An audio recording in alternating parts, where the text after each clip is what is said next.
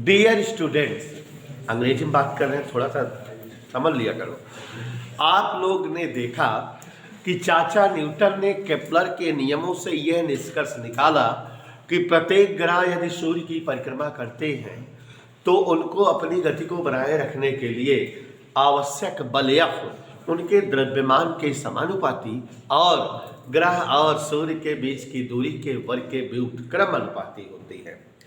अब न्यूटन साहब ने बहुत से ग्रह और सूर्य तथा बहुत से अन्य दो पिंडों के लिए बहुत सारे प्रयोग किए और कई सारे परीक्षणों के पश्चात ये आश्वस्त हुए कि ब्रह्मांड में कहीं कोई यदि दो पिंड स्थित होते हैं तो वे एक दूसरे को अपनी ओर आकर्षित करते हैं, और ब्रह्मांड में किन्हीं दो पिंडों के बीच लगने वाला आकर्षण बल जो एक दूसरे को वे आकर्षित करते हैं, वह आकर्षण बल क्या होता है, इसको न्यूटन ने 1686 ईस्वी में बकायदा प्रयोग के पश्चात प्रायोगिक आधार पर सत्यापित किया कि अगर कहीं कोई दो पिंड जिनके द्रव्यमान m1 और m2 हो r दूरी पर रखे,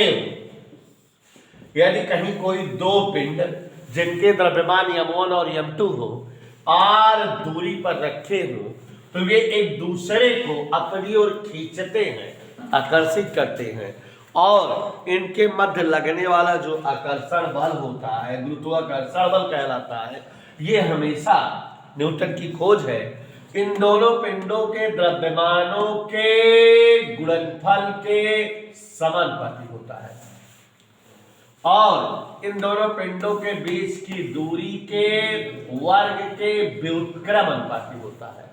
और ये न्यूटन का इन दोनों मिलाकर बोला जाए गुरुत्वाकर्षण नियम कहलाता है। इसे इकट्ठा कर दो तो F प्रोपोर्शनल m1 m2 बटे r स्क्वायर या F बराबर g m1 m2 बटे r स्क्वायर, जहां g एक नियतांक है जिसे सार्वत्रिक गुरुत्वाकर्षण यूनिवर्सल गुरुत्वाकर्षण नियतांक कहा जाता है। और न्यूटन ने इसका मान, इसका मात्रक और इसकी परिभाषा बनाई। तो आपको बताना चाहूंगा एक बार फिर से, थोड़ा सा कुछ अब टेक्निकल बात बताऊंगा, कंप्लीट है, बुक की बात नहीं।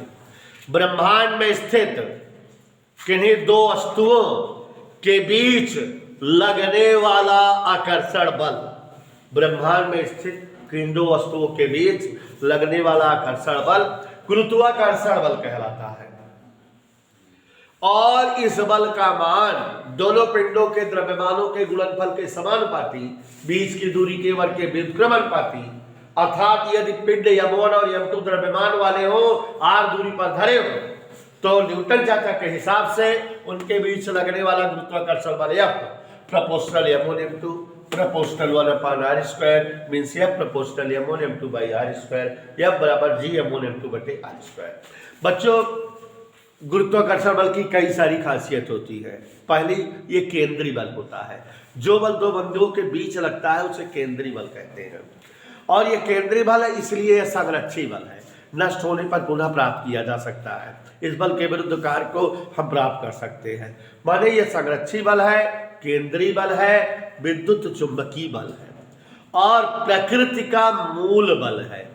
आप याद करो, हमने पहले लेसन में आपको पढ़ाया था प्रकृति के मूल बलों के बारे में। तो पहला जो है गुरुत्वाकर्षण बल था, दूसरा स्थिर वैद्युत बल था, तीसरा प्रबल नाभिकीय बल था, चौथा जो है दुर्बल नाभिकीय बल था, यही था ना। तो ये संरक्षी बल है, केंद्रीय बल है, विद्युत चुंबकीय बल है, और इसकी प्रकृति सदैव आकर्षण होती है। ये हमेशा जो है दो वस्तुओं के बीच आकर्षण जो है प्रवृत्ति वाला होता है। और इस बल का मान माध्यम पर डिपेंड नहीं करता। वस्तुएं चाहे जिस जगह हो, तेल में हो, दूध में हो, हवा में हो, जल में हो, पृथ्वी पर हो, इस बल का मान बदलता नहीं है। जैसे अगर दो वस्तुएं 5-5 या 5-6 किलो की 4 मीटर दूरी पर हवा में रखी है, उनके बीच बल अगर 20 न्यूटन का हो, तो अगर इन दोनों वस्तुओं को इतनी ही दूरी पर चाहे जहां रखोगे बल हमेशा 20 न्यूटन ही आएगा। तो गुरुत्वाकर्षण बल का मान स्थान पर निर्भर नहीं करता, माध्यम पर निर्भर नहीं करता, समय पर निर्भर नहीं करता। इधर क्लियर? ताप और आर्द्रता पर निर्भर नहीं करता कि अगर वहां का वातावरण गर्म कर दो तो दोनों पिंडों के बीच का बल घट बढ़ जाएगा, इम्पॉसिबल। आर्द्रता पर भी नहीं निर्भर करता, ठंडी पड़त रहा है तो उन दोनों के बीच का बल जो है प्रभावित हो जाए। तो गुरुत्वाकर्षण बल की खासियत जो बताए बेटा, ये कंपटीशन के दृष्टिकोण से बताए। अभी पिछले साल 2019 में टेट का पेपर हुआ था, तो उसमें पूछा गया था कौन सा बल सबसे अधिक प्रभावी होता है या सबसे अधिकतम मान वाला होता है। तो गुरुत्वाकर्षण बल था, वैद्युत बल था, ऐसे ही 2 बल और थे। तो उसमें आप जान रहे हो कि सबसे ज़्यादा ताकतवर बल जो है कूलाम बल या वैद्युत बल था, क्योंकि इसमें जी का मान 10⁻11 होता है। तो मतलब ये बहुत छोटा हो जाता है ये बल। तो आप समझ गए गुरुत्वाकर्षण बल की खासियत नंबर 1 केंद्रीय बल, संरक्षी बल होते हैं, विद्युत चुंबकीय बल होते हैं, मूल बल होते हैं। इस बल का मान हमेशा आकर्षण होता है, आकर्षण प्रवृत्ति होती है। इस बल का मान स्थान पर निर्भर नहीं करता, ताप पर निर्भर नहीं करता, आर्द्रता पर निर्भर नहीं करता, माध्यम पर निर्भर नहीं करता। तो बच्चों यहाँ जो जी है सार्वत्रिक गुरुत्वाकर्षण नियतांक, इसका जो है आप अभी मान निकालेंगे, मात्रा निकालेंगे, परिभाषा निकालेंगे, और फिर उसके बाद स्मॉल जी और कैपिटल जी में संबंध, फिर पृथ्वी का द्रव्यमान, फिर घनत्व, बहुत सारी चीजें निकालेंगे। तो बात समझ में आई? तो जल्दी से लिखिए। वैज्ञानिक न्यूटन के अनुसार 1686 ईस्वी में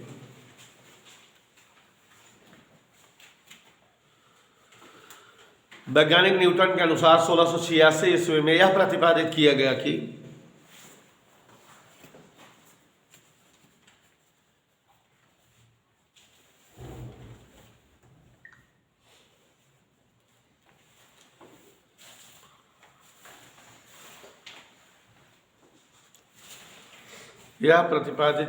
कि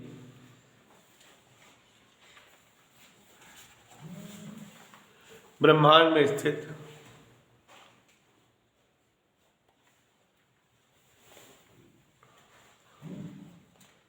प्रत्येक 2 वस्तुएं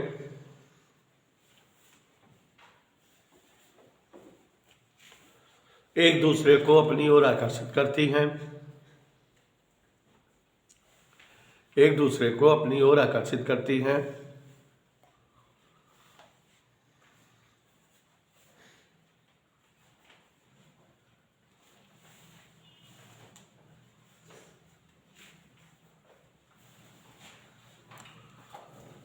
वस्तुओं के मध्य लगने वाला आकर्षण बल गुरुत्वाकर्षण बल कहलाता है।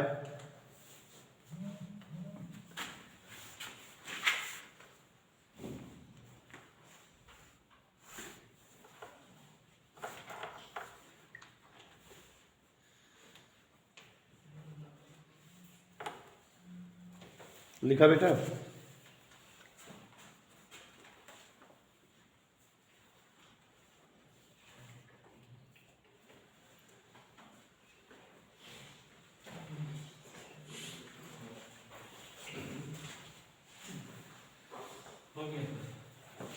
गुरुत्वाकर्षण बल कहलाता है। न्यूटन ने गुरुत्वाकर्षण बल के लिए एक नियम प्रस्तुत किया जिसे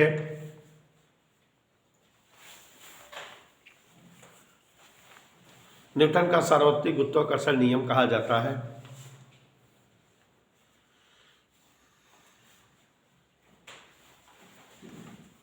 इस नियम के अनुसार कामा न्यूटन कामा में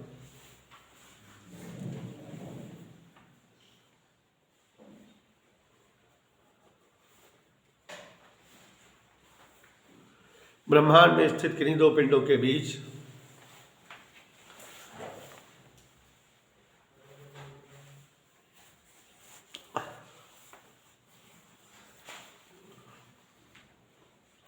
लगने वाला गुरुत्वाकर्षण बल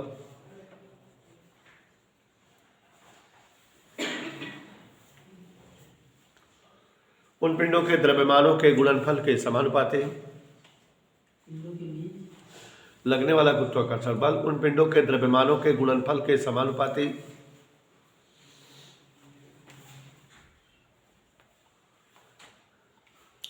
तथा मध्य की दूरी के वर्ग के व्युत्क्रमणपाती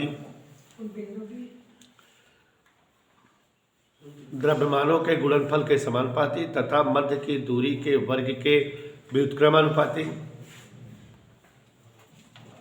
होता है। इस बल की दिशा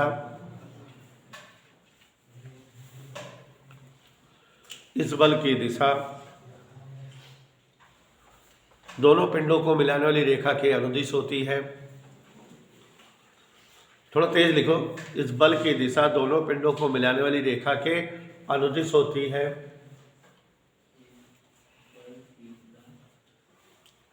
नई लाइन से, यदि m1 व m2 द्रव्यमान परस्पर r दूरी पर स्थित हों,